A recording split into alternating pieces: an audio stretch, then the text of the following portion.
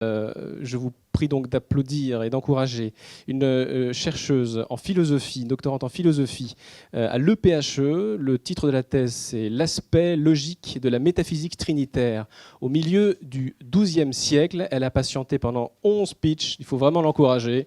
Elle s'appelle Irina Listopad.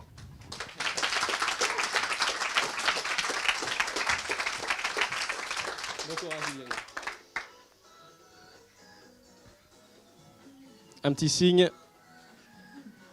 Elle a envie de danser, hein?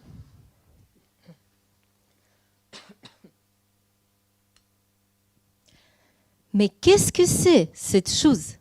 Voici une question que nous posons tous les jours, et donc la réponse est généralement simple et concrète. Bon, pas comme vous êtes philosophe.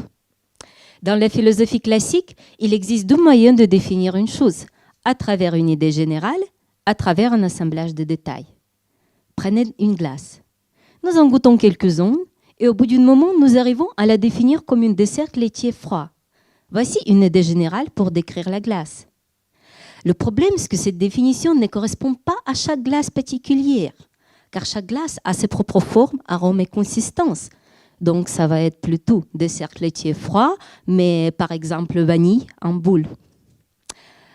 Nous sommes limités alors. Soit on parle de classe des objets à travers une notion générale, soit d'un objet particulier.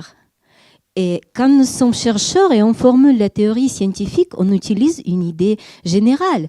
Mais en même temps, on coupe la partie de la réalité qui est un objet particulier. Et c'est surtout dommage quand on a pour la vocation de décrire la réalité de manière la plus détaillée possible afin de pouvoir le changer.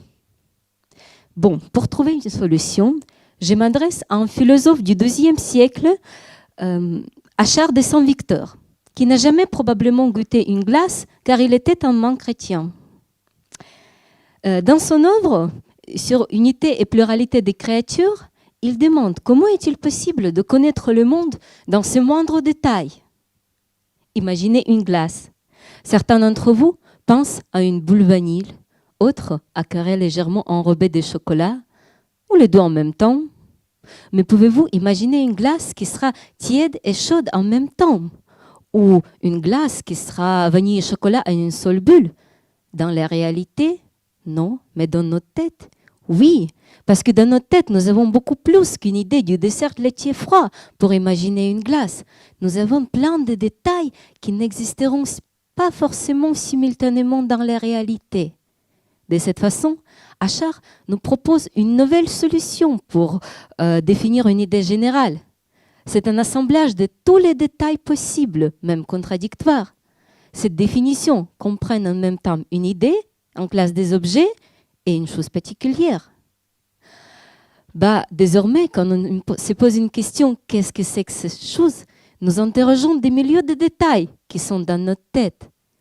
Désormais, la réponse ne semble pas être si simple. Une chose est une construction unique faite des milliers de détails possibles. Irina Listopad.